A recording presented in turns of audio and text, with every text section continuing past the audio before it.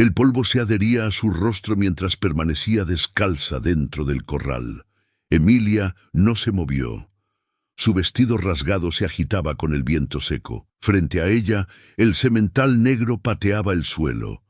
Cabeza baja, respiración entrecortada, listo para embestir. Fuera de la cerca, unos hombres reían, pero Emilia ya no los oía. Solo veía los ojos del animal.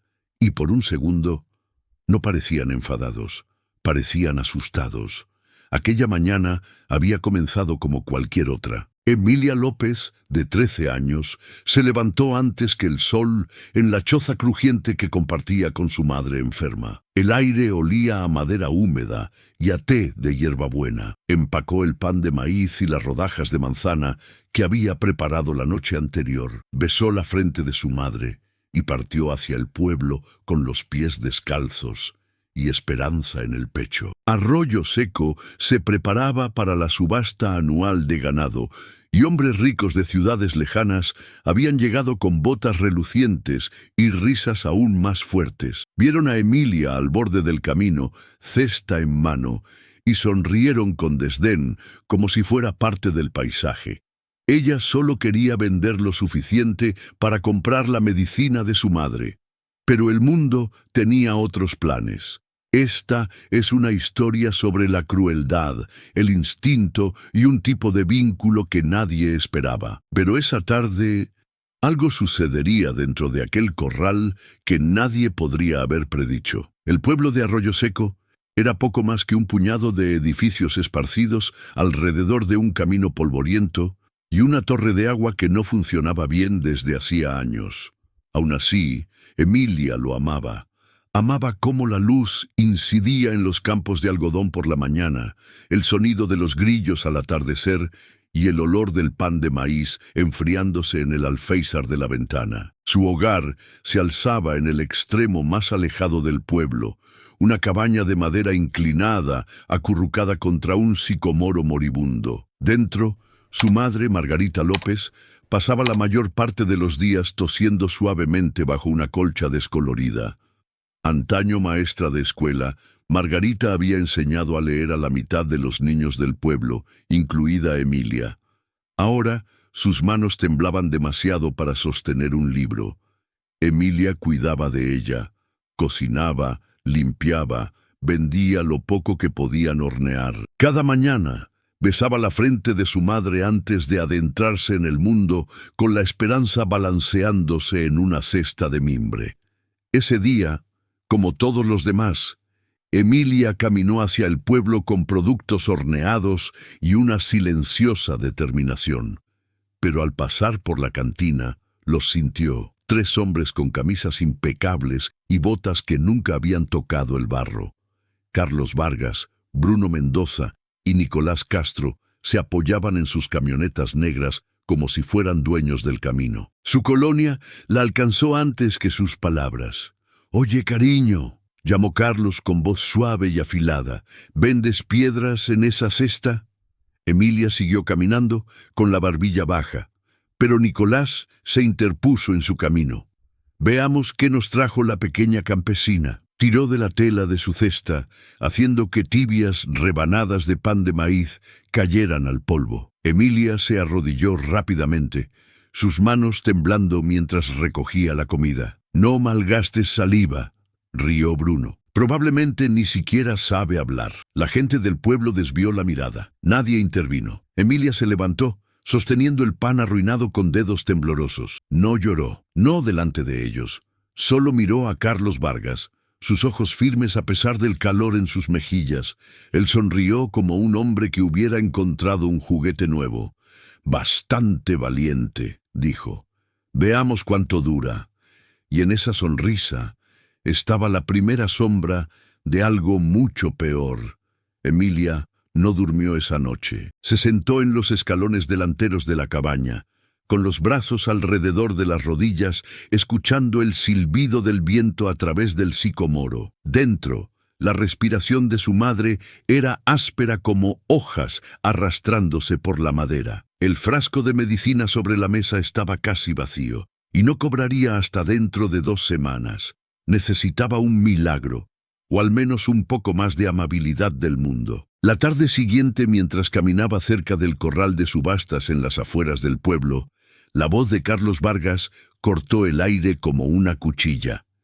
«Emilia, tengo un trabajo para ti». Hizo una pausa, vacilante, pero se giró. Carlos se apoyaba en la cerca del corral, con su habitual sonrisa arrogante.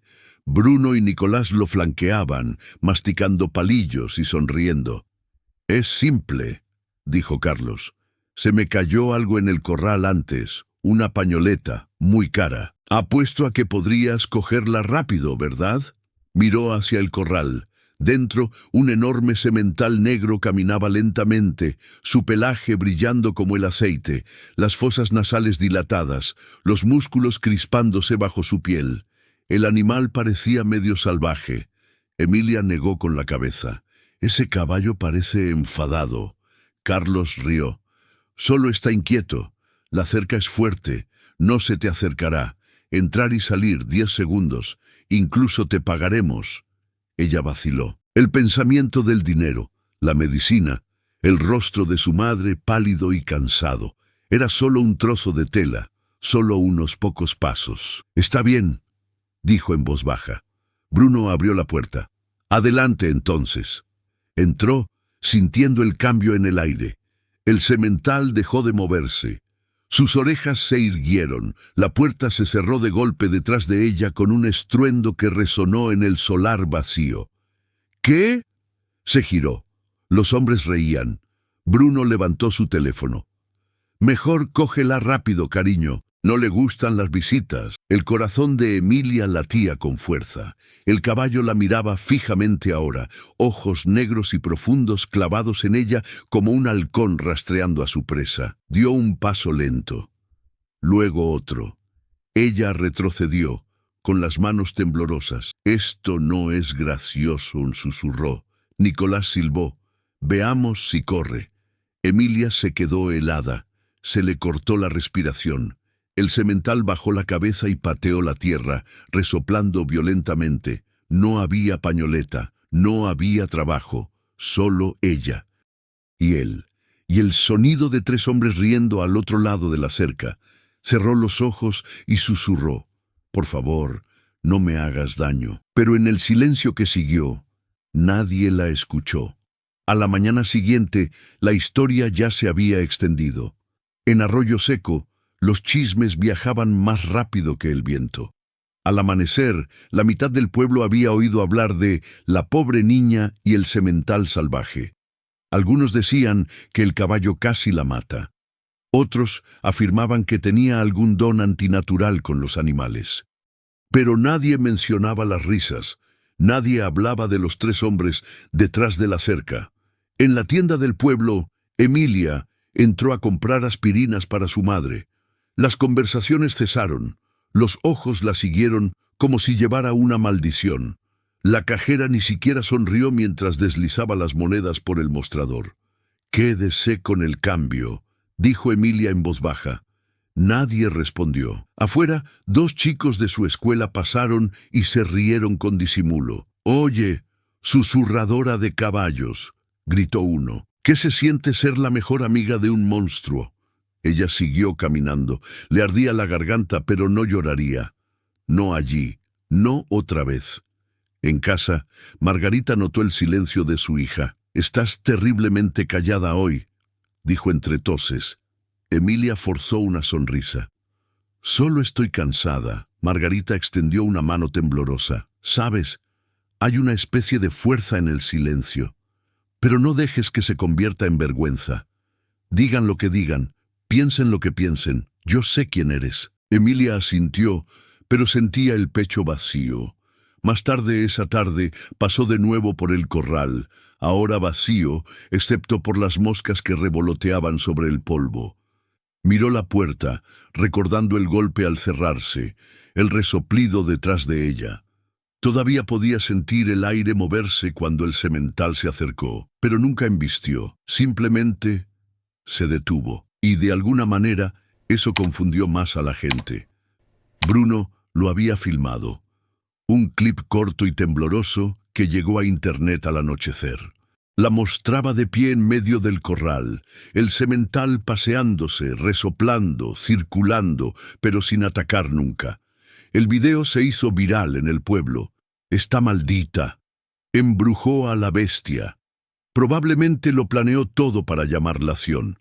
Algunos incluso susurraban que era falso, que Carlos había entrenado al caballo para que se mantuviera tranquilo, solo para gastar una broma retorcida. Nadie preguntó cómo se sentía. Al segundo día, Emilia no salió de casa. Se quedó al lado de su madre, dándole sopa a unos labios demasiado cansados para comer. Por la noche, se sentaba junto a la ventana, mirando la luz de la luna golpear los campos vacíos. Entonces, cerca del anochecer, vio algo extraño, una figura, inmóvil y silenciosa, apoyada en la cerca al otro lado del camino. Era alto, de hombros anchos y con un sombrero gastado calado hasta los ojos. Permaneció allí un buen rato, con los brazos cruzados, simplemente mirando hacia el viejo corral. Luego se giró y desapareció entre los árboles. Emilia observó hasta que el viento se calmó de nuevo. No sabía quién era, pero por primera vez en días no se sintió completamente sola. Esa noche, mientras el cielo se teñía de naranja y púrpura, una tormenta llegó desde las colinas. La casa crujía con el viento, el sicomoro gemía. Emilia yacía despierta, su mano descansando sobre el brazo de su madre, escuchando la tormenta. El recuerdo de ese caballo no la abandonaba, no su poder, no su tamaño, sino la forma en que la miró, como si lo supiera, como si reconociera algo que ni ella misma veía en sí. Afuera, el viento aullaba, pero adentro, el silencio parecía decir, aún no ha terminado. ¿Alguna vez has visto un momento en que un animal actuó más humanamente que las personas a su alrededor? Deja un comentario abajo y cuéntamelo.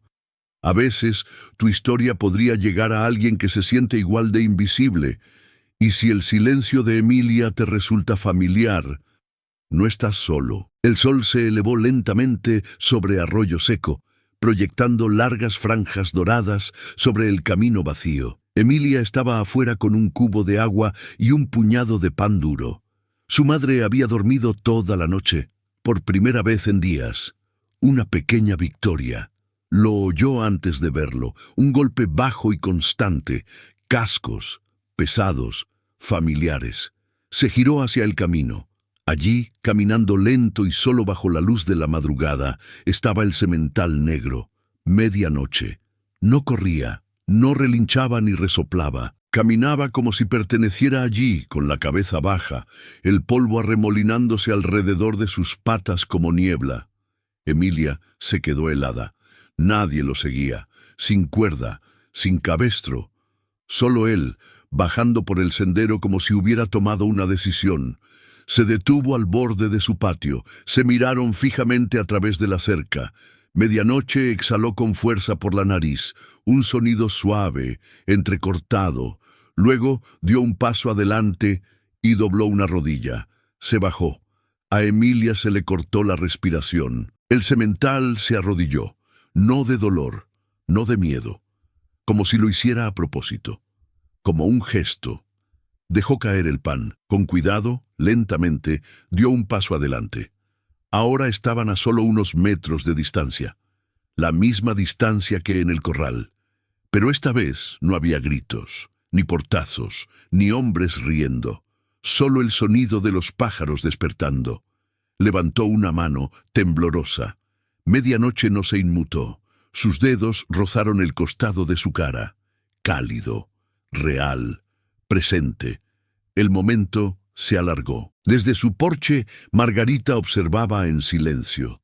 Detrás de una ventana rota, una vieja cortina se movió mientras un vecino echaba un vistazo. Nadie podía entender lo que estaban viendo, ni siquiera Emilia. Pero una cosa estaba clara: él vino a ella, no por miedo, no por instinto, sino quizás por reconocimiento. Al mediodía, todo el pueblo lo había oído. Medianoche había caminado hasta la casa de los López, solo, y se había arrodillado. Algunos decían que era un truco, Otros susurraban sobre espíritus, presagios, cosas que no debían entenderse, pero la mayoría simplemente guardó silencio. Walter Díaz no lo hizo. Llamó a la puerta de los López esa misma tarde. Un hombre alto con botas gastadas y una chaqueta vaquera, con la piel curtida por el sol y el silencio. Emilia no lo conocía, pero él la conocía a ella. «Tú eres la chica», dijo simplemente, «la del corral». Emilia asintió. «He trabajado con caballos más tiempo del que tú llevas viva», continuó con la mirada firme. «Ese semental tiene sangre en los cascos, ha lanzado a hombres por encima de las cercas, pero se inclinó ante ti». Ella bajó la mirada. «No hice nada». «Por eso importa», dijo él. «No lo forzaste, no lo pediste, simplemente estabas». Walter hizo una pausa, luego sacó un pequeño zurrón de cuero de su bolsillo. Dentro había un silbato de plata y un trozo corto de cuerda anudada. «Si estás dispuesta a aprender», dijo, «te enseñaré, no a controlarlo, a entenderlo». Emilia no habló al principio, pero su mano se cerró alrededor de la cuerda. A partir de ese día, Emilia visitó el pastizal de Walter en las afueras del pueblo. Medianoche la seguía, sin silla, sin brida, solo presencia. Walter le enseñó a moverse sin hablar, a leer el movimiento de una oreja, la contracción de un músculo. Trabajaban en silencio, y Emilia empezó a sonreír de nuevo. La gente empezó a darse cuenta. No a todos les agradó. En la cantina de Arroyo Seco, Carlos Vargas sorbía whisky importado, mientras el video de Emilia y Medianoche se reproducía en la pantalla rota del teléfono de alguien. «¿Se cree entrenadora de caballos ahora?», masculló. Nicolás se encogió de hombros. «El pueblo está obsesionado. Dicen que el viejo la apoya para la feria de la cosecha». Carlos rió fríamente. «Qué bueno. Ese semental está prohibido en las competiciones. Es peligroso». Bruno se inclinó. «Está llamando la atención. Atención de verdad. Incluso tu padre preguntó por ello». Eso fue todo. Para Carlos, la humillación no era solo un moretón, era una herida. Y Emilia López se había convertido en una astilla en su orgullo. Así que hizo un plan. Una semana después, los carteles de la feria de la cosecha aparecieron por todo el pueblo. Eventos de rodeo, calificación de ganado y una adición de última hora. Un evento de desafío, con un premio lo suficientemente grande como para atraer a profesionales de otras comarcas. Lo que nadie sabía, aún, era que Carlos había inscrito un nuevo caballo a nombre de su primo, un cuarto de milla negro con un historial brutal, fuerte, rápido, malo y entrenado para el caos. Pero eso no era todo. También movió hilos para asegurarse de que Medianoche pudiera participar, si alguien podía demostrar que el semental era lo suficientemente seguro para la pista. «Que el pueblo vea lo que realmente es», le dijo a Nicolás, sonriendo con suficiencia. «Que se suba delante de una multitud e intente controlar a un monstruo». Nicolás levantó su vaso. «¿Y si el caballo se descontrola?». Carlos sonrió sin calidez. «Entonces dejaremos de fingir que es especial». En las afueras del pueblo, Emilia cepillaba la crin de Medianoche bajo la luz mortecina, sin ser consciente del plan que se estaba desarrollando. Pero algo en el aire se sentía más pesado de lo habitual. Levantó la vista hacia las colinas, y en lo profundo de su pecho lo supo. Aún no habían terminado con ella. La mañana de la feria de la cosecha fue nítida y brillante, con un viento que arrastraba polvo y expectación por el recinto ferial. Las pancartas ondeaban. Los niños perseguían algodones de azúcar y los altavoces emitían música country sobre la multitud. Pero Emilia no podía oír nada de eso.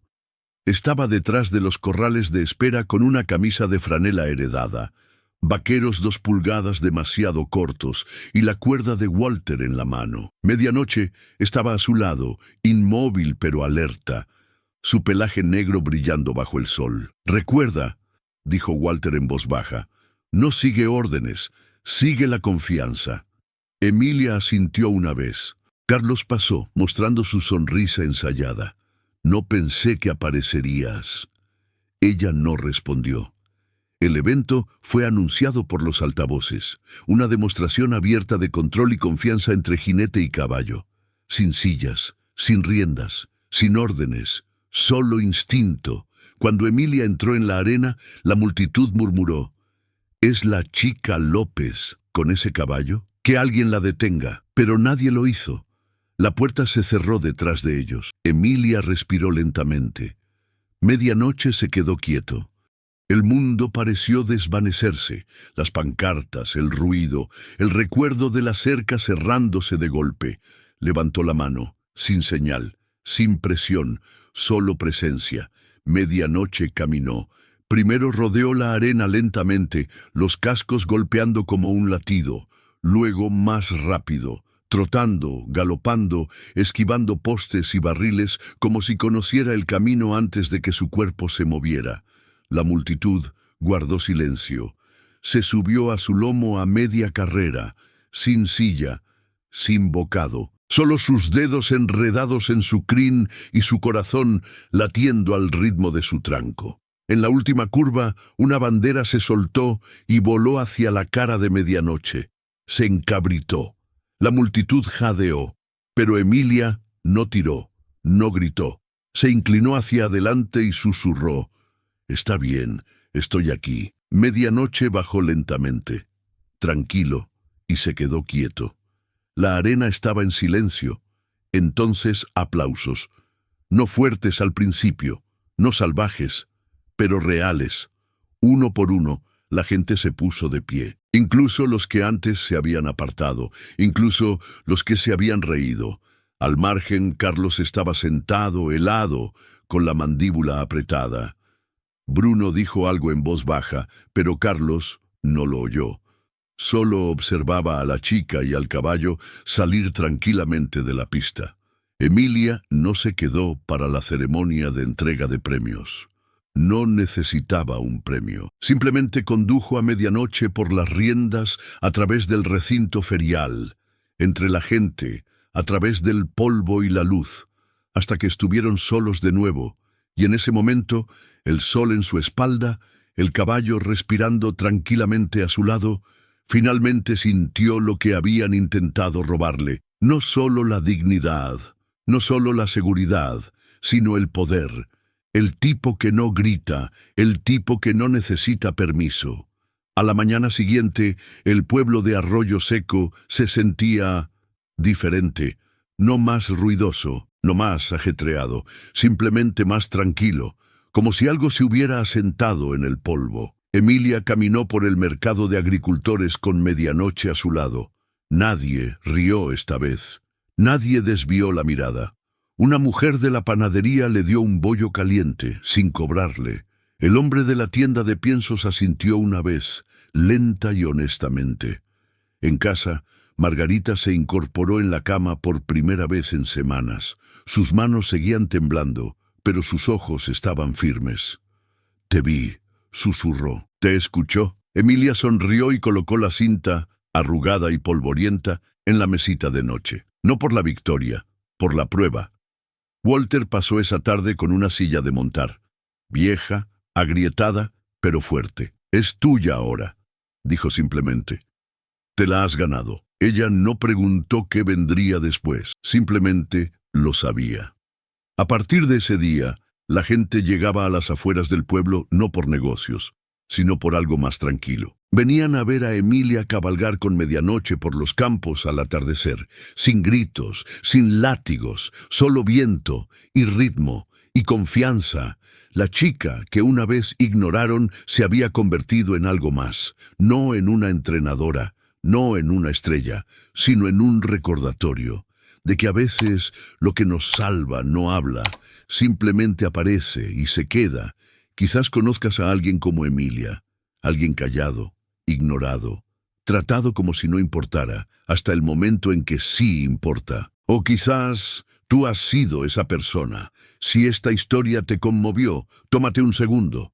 Deja un comentario, dime qué parte te impactó más. Y dime desde dónde estás viendo esto. Me encantaría saber hasta dónde pueden viajar historias como esta. Porque a veces una simple historia sobre una chica y un caballo puede recordarnos. Las conexiones más fuertes no necesitan palabras, solo coraje y un poco de corazón.